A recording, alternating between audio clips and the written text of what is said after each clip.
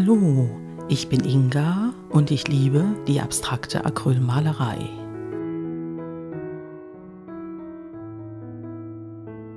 Meine Leinwand ist 50 x 50 cm groß, quadratisch, wie ihr sehen könnt. Und ich beginne zunächst mit einem sehr hellen Gelb, was ich dann allerdings auch mit einem Hellblau kombiniere.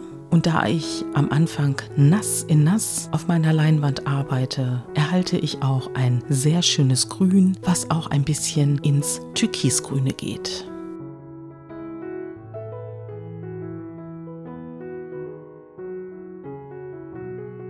Mich würde mal interessieren, ob ihr euren Hintergrund auch gestaltet oder ob ihr direkt mit einer Vorskizze und dem Bild anfangt. Schreibt mir das doch einfach mal in die Kommentare. Meine Farben, die ich verwende, sind von der Konsistenz her etwas dickflüssiger und deshalb dauert es auch ein wenig länger, bis dann der Hintergrund der Leinwand erstellt ist. Anschließend trockne ich diese Schicht wirklich komplett mit dem Föhn, sodass sich an dem Hintergrund erstmal nichts verändert.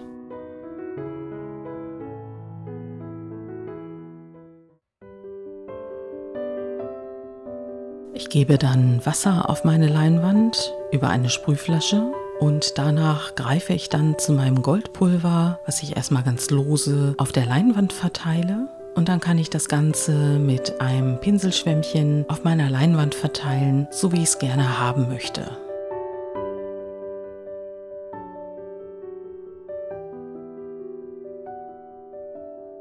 Das trocknet dann auch relativ schnell und du kannst dir dann helfen, indem du nochmal etwas Wasser auf die Leinwand sprühst.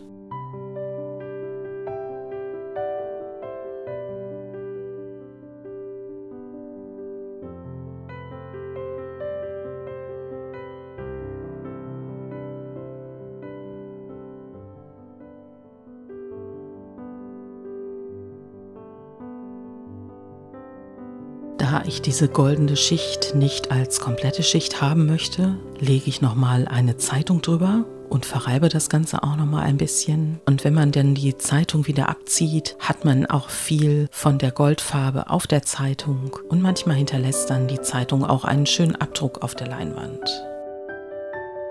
Diese Technik ist nicht meine Erfindung, sondern die habe ich bei Sergio Aranda gesehen. Allerdings nimmt er goldene Sprayfarbe und ich habe jetzt das Goldpulver verwendet. Ursprünglich war ich zum Rakeln in mein Atelier gegangen, aber ich habe dann festgestellt, dass ich einfach mit dieser Leinwand verschiedene Dinge ausprobieren möchte. Natürlich habe ich euch das schon mit der Luftpolsterfolie gezeigt, aber ich fand die Idee interessant, hier in dem Grünen nochmal ein bisschen von der Luftpolsterfolienstruktur abbilden zu können. Ich habe dann eine Luftpolsterfolie verwendet, die ich ja schon mal benutzt habe. Und da kann es dann passieren, dass die getrocknete Farbe sich dann auf einmal auf der Leinwand befindet und dann muss man die erstmal wieder absammeln. Es sei denn, es passt natürlich zu deinem Konzept, dann kannst du die da auch drauf lassen.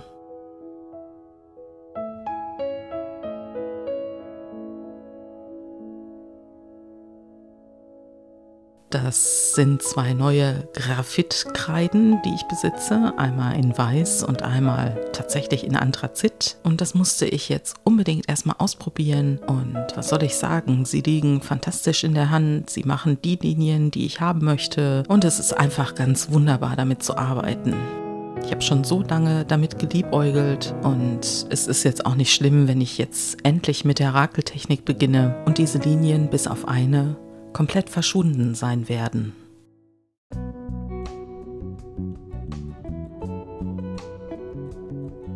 Nach diesem etwas ungewöhnlichen Einstieg komme ich dann tatsächlich zur Rakeltechnik und ich habe mich für das Reflex Rosé entschieden, um erstmal zu diesen Farben, die ich schon auf der Leinwand habe, einen möglichst hohen Kontrast zu bekommen.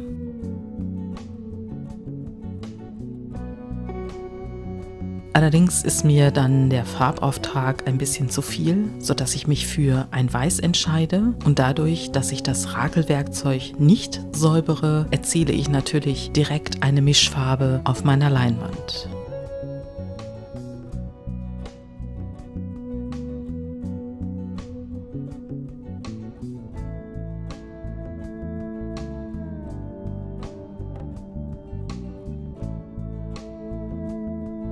Ich ziehe durch das Versetzen meines Werkzeugs eine Linie bzw. eine Kante auf die Leinwand und daraus entsteht dann eine Idee.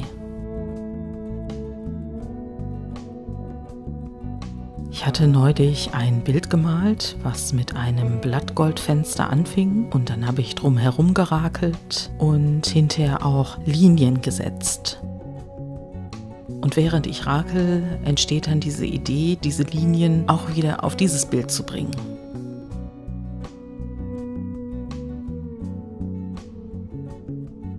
Bevor es aber soweit ist, auch Linien oder ein Fenster auf dieses Bild zu setzen, verwende ich nochmal das Gelb vom Anfang, um es als Farbschicht auch wieder ein Stückchen in den Vordergrund zu holen.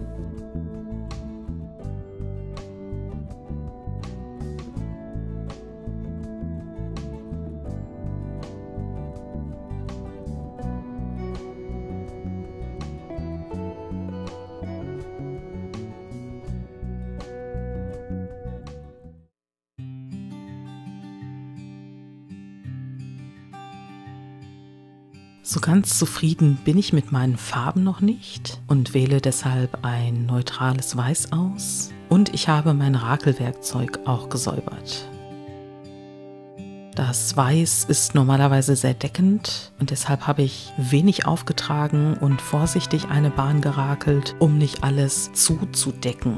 Ich möchte in jedem Fall die Schichten weitestgehend offen lassen und auch erreichen, dass man noch bis auf den Hintergrund durchgucken kann.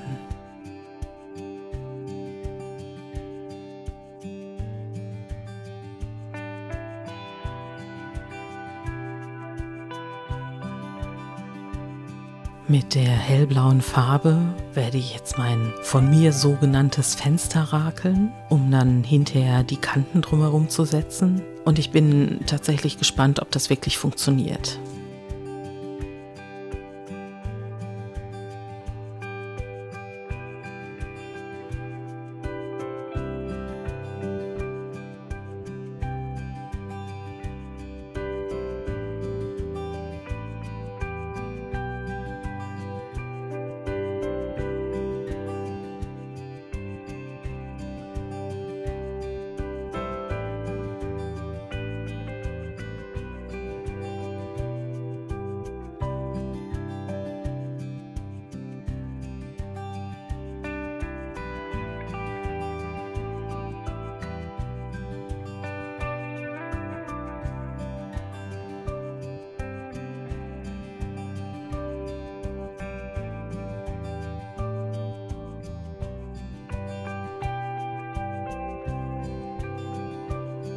Da ich am Rand auch ein paar weiße Bereiche habe, hatte ich mir dann überlegt, auf das Blau im Inneren auch noch die Farbe Weiß zu setzen.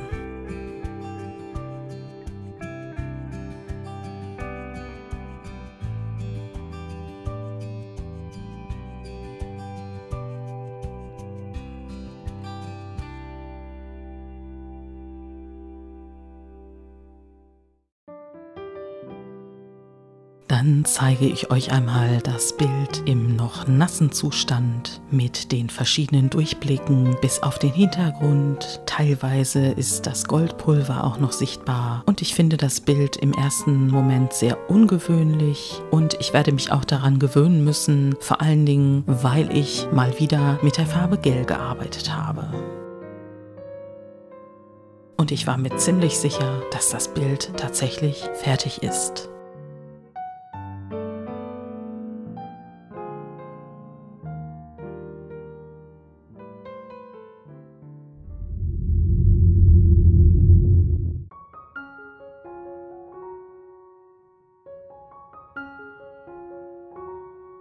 Nachdem das Bild dann getrocknet ist, habe ich gesehen, dass das Grün durch das Gelb und auch durch die weißen Bereiche durchgeschlagen ist und mir der Farbton überhaupt nicht gefallen hat. Und ich dachte mir, wenn ich den Farbton des Randes verändere, dass es dann reicht. Ich kann mich tatsächlich nicht daran erinnern, jemals ein Bild so schnell überarbeitet zu haben.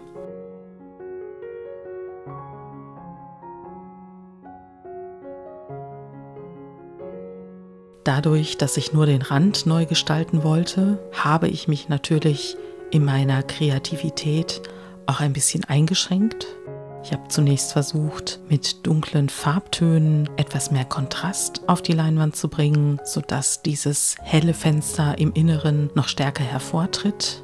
Und dann habe ich gemerkt, dass mich dieser Rand und die Linien und dieses Konzept, was erst schlüssig wirkte, wirklich sehr stark einschränkt.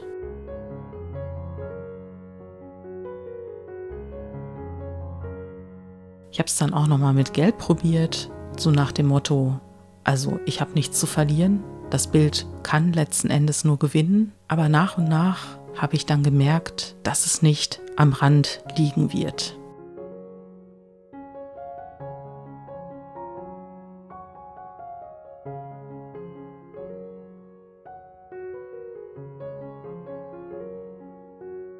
Spätestens hier war mir an und für sich bewusst, was passieren wird, weil es einfach keine Lösung dafür gab.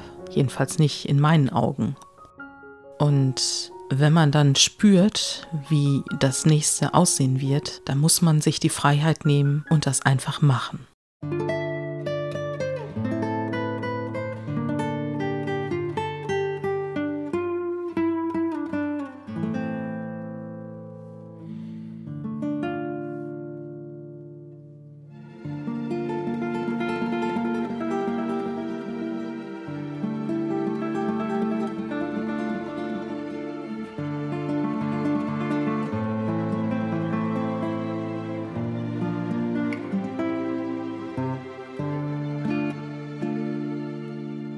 Was soll ich euch sagen?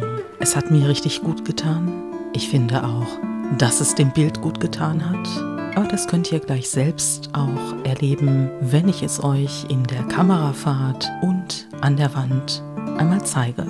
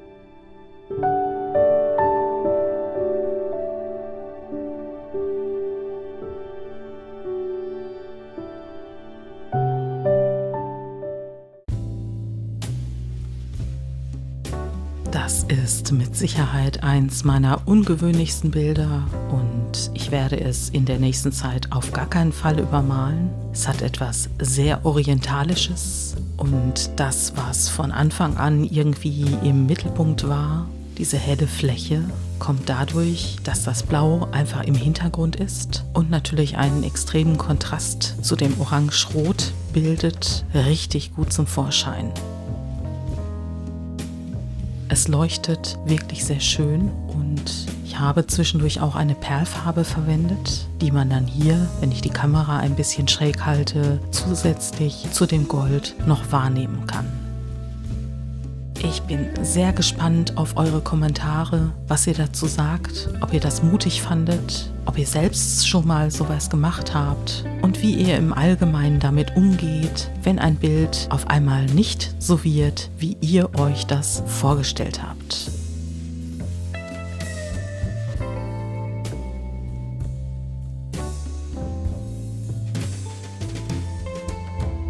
Ich danke dir herzlich fürs Zusehen, ich danke dir herzlich fürs Zuhören, lass mir ein Like da, kommentiere und ich freue mich sehr, wenn ihr in 2 Wochen Sonntagabends wieder dabei seid. Macht's gut, bis dann, tschüss.